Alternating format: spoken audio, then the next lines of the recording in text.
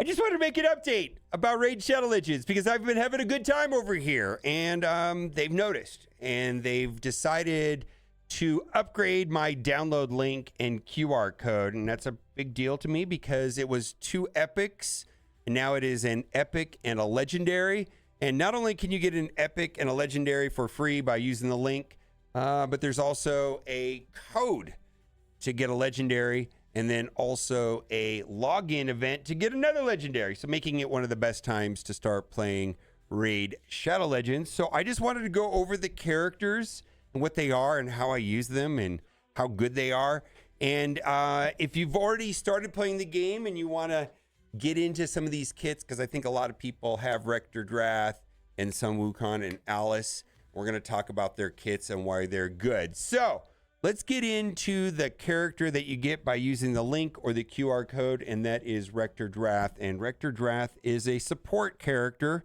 I am using Rector Drath in multiple game modes. This is a very versatile support character that provides sustain, added resistance at times, and then a veil effect, which is like stealth, and then also a revive. And revives in this game are very powerful. So I use Rector Drath every day, and this is one of the characters you get right from the start. Let's go over her skills.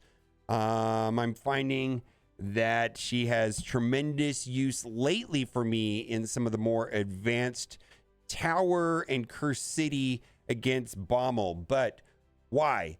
Whenever an ally under veil or perfect veil buff gets a turn, heals them by 10% of their max HP, also increases the resistance of allies under veil or perfect veil buffs by 50. So resistance is going to prevent negative effects from sticking, and that's a good thing against certain bosses. Now, veil and perfect veil are like stealth, but in addition to not being targetable, they also reduce the amount of incoming damage that's received from AoE attacks. I think perfect veil is 15% and veil is a 7.5%. Now, her primary ability, which is the one right here with the plus, the healing, will heal. But if the character is at max health, it'll put the perfect veil on that character, and then the character will heal because of the way the passive works. So let's get into the heal ability, and this is something that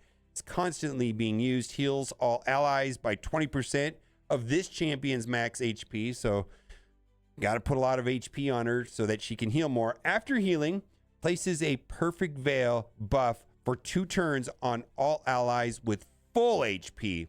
Then places a 15% continuous heal buff for 1 turn instead on all allies with less than 100% HP.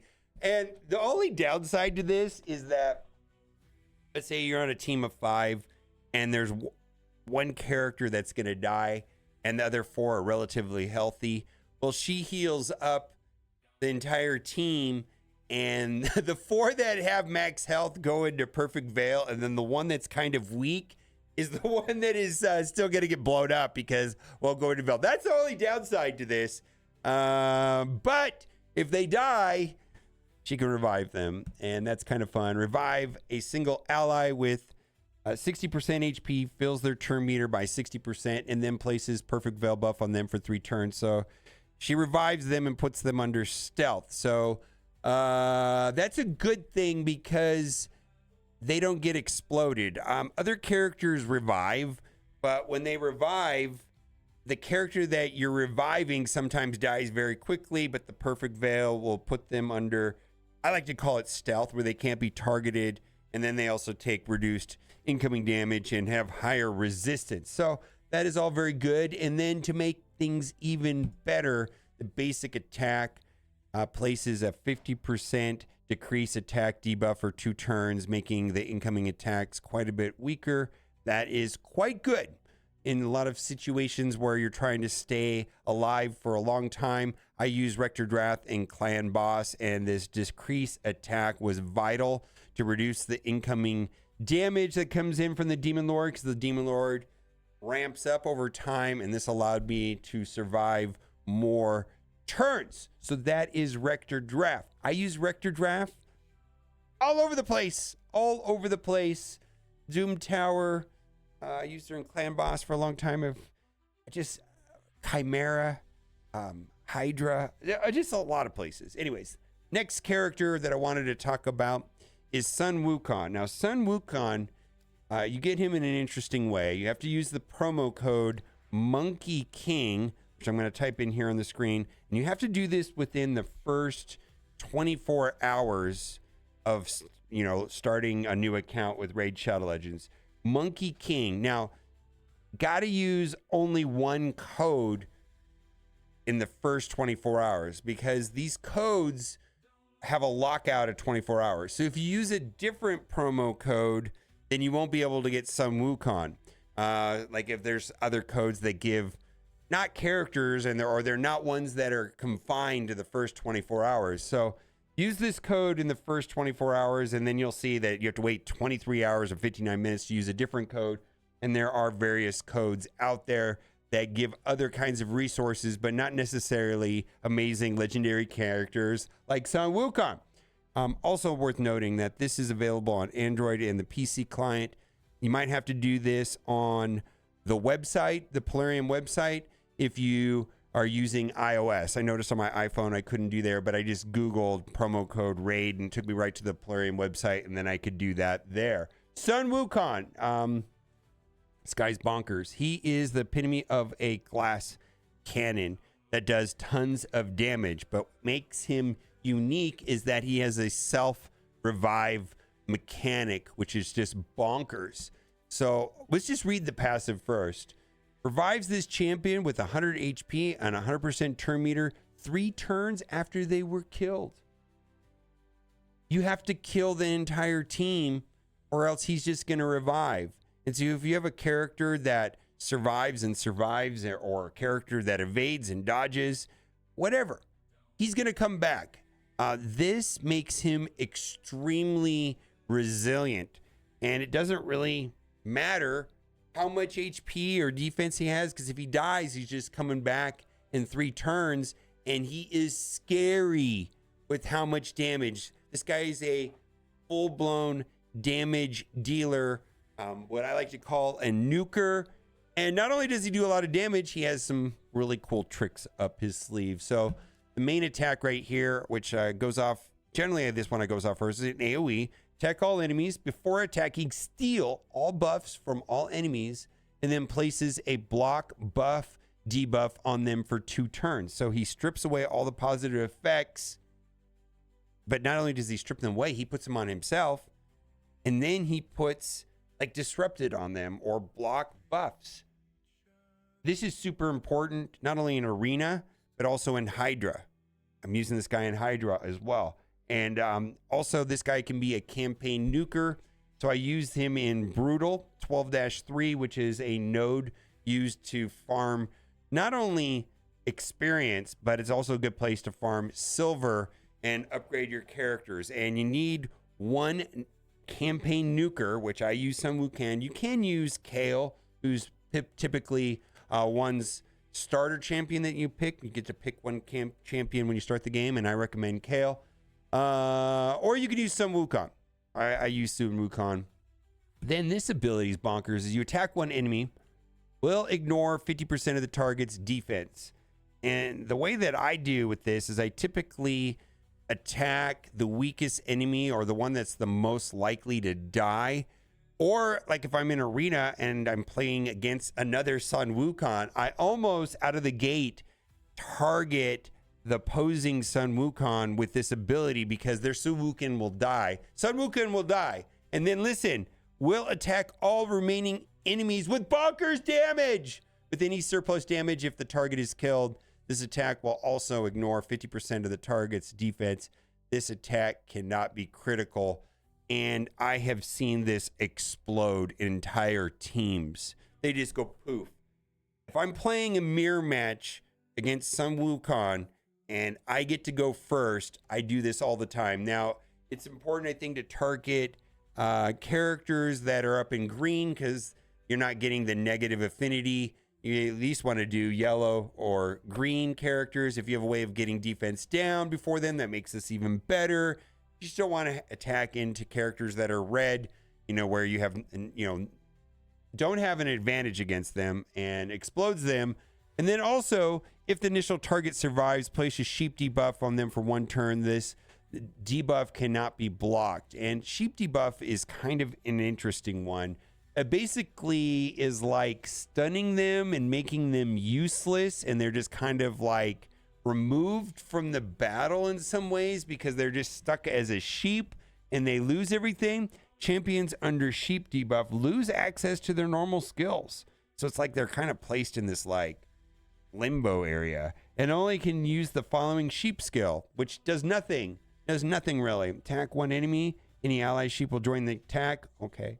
I've never even seen that happen before. It's 50% chance of removing the sheep debuff from the champion after attacking. Whenever a sheep debuff expires, the sheep is defeated. The affected champion will turn to battle with 50% HP. It just kind of puts them on the sidelines of the battle, right? That's great. And then the basic attack has a stun on it. Attack 1 enemy has a 25% chance of placing stun debuff for 1 turn. The chance increases 50% if the target has any buffs. 50% chance of stunning if they have buffs. And I know that with the mastery tree that you can put the so that he can counterattack. It's kind of a no-brainer on him to make him a counterattack just because you might get a stun. Well, why do we look at that? So the mastery tree right here, right? Has a 50% chance to counterattack when this champion loses 25% of their max HP or more from a single enemy skill. And because I have not I've not put mods on him or artifacts on him to make him super tanky defense because he's just going to revive, right? This actually pops off quite a bit. Absolutely pops off quite a bit, making him quite amazing. Now, we're going to go into the next legendary character, and this is a promo for Alice in Wonderland, and log in for 7 days, and they don't have to be in the same days in a row, and you'll get Alice the Wanderer, and this is going to be running for a limited time. So do that, log in for 7 days, and she is bonkers in arena. She also can be a campaign farmer. Now, I do not have her fully booked out, which means I don't have all of her abilities maxed out, but I'm still getting good use out of her in multiple places. Let's look at her passive first.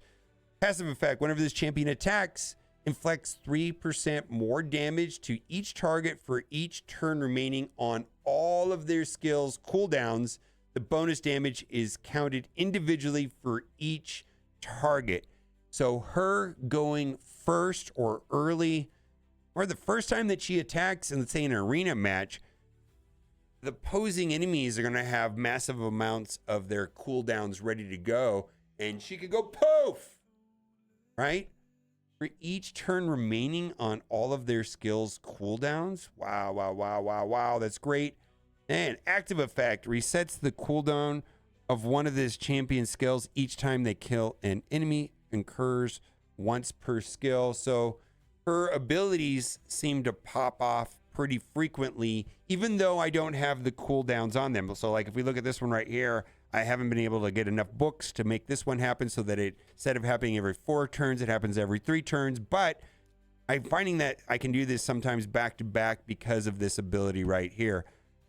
Queen Slayer attacks one enemy, will ignore 20% of the target's defense.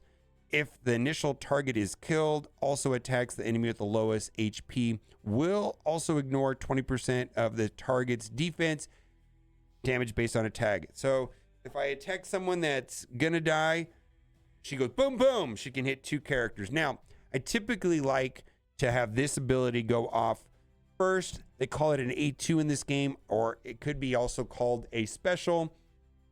But typically at the start of the battle, especially in arena, I want this to go off first. Attack all enemies. Has a 75% chance of increasing the cooldown of all enemy skills by 2 turns. So that is better in some ways than an ability block, right? Because it lowers their cooldowns. Or it increases the cooldowns. Well, you know what I mean. But it makes it so that they can't do their abilities right now and they have to wait.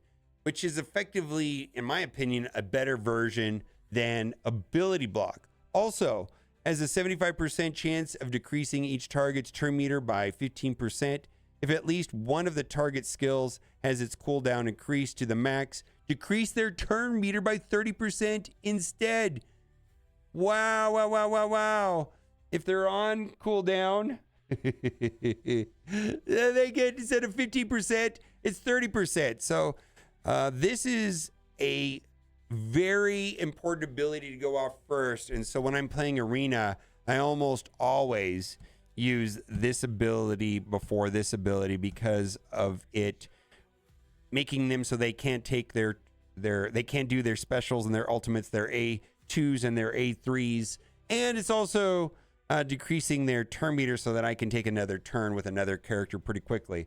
And I'm thinking now that I've read this, that this might be better later on into the battle. Inflicts more damage to each target with each turn remaining in all of their skills cooldowns.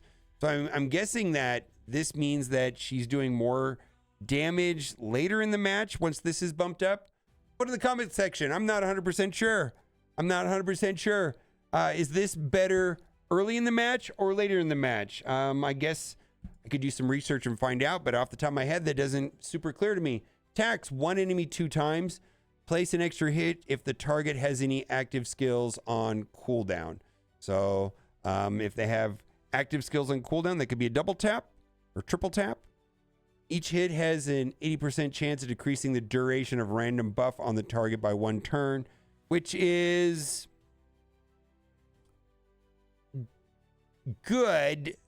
It's not as good as just removing them, right?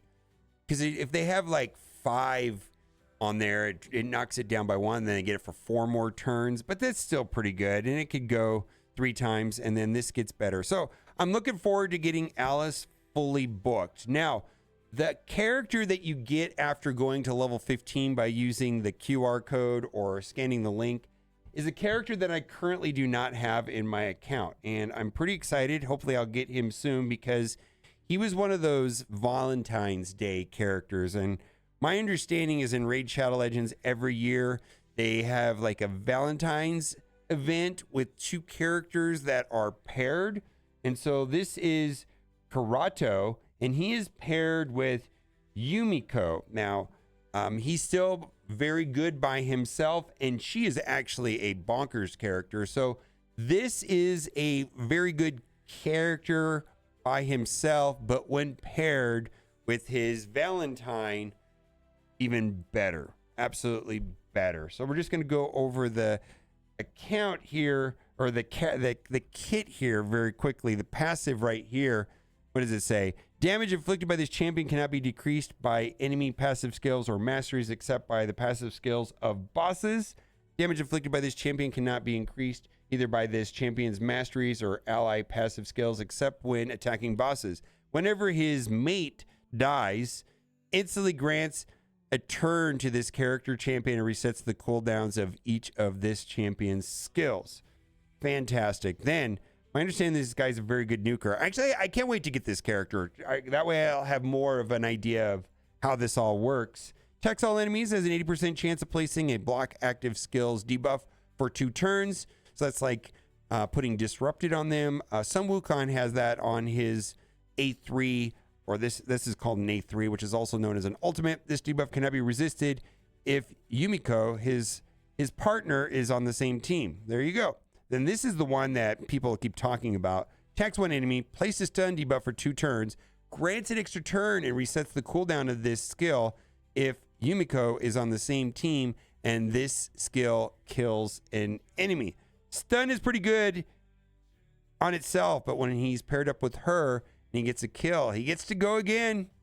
That's fantastic. Resets the cooldown of this skill on the same team, and this skill kills enemy, so he gets an extra turn and resets the skill. So he could pop off. I imagine that's pretty cool against like spiders or something like that. That sounds really cool. 3 visitations, attacks one enemy 3 times. Each hit has a 20% chance of placing a 25% weaken debuff for 2 turns. Okay. And weaken makes them take more incoming damage. So weaken, let's see if, so that's a good thing, especially on boss fights. A lot of the bosses, you have the ability of placing weaken on them, and then they just receive more they receive more damage because they're weakened. Okay, so in conclusion, one of the best times to start playing Raid Shadow Legends. Lots of bonus stuff. 1 epic, 3 legendaries. 1 epic, 3 legendaries. You get Rector Drath when you download the game by using the link. You get this guy right here after you get to level 15. You get Sun Wukong by using the promo code Monkey King, one word. Got to do that in the first 24 hours. And then if you log in for 7 days, you get Alice the Wanderer. And thank you to everybody that supported the channel. And I'm looking forward to having another 6 months with Raid Shadow Legends. Bye for now.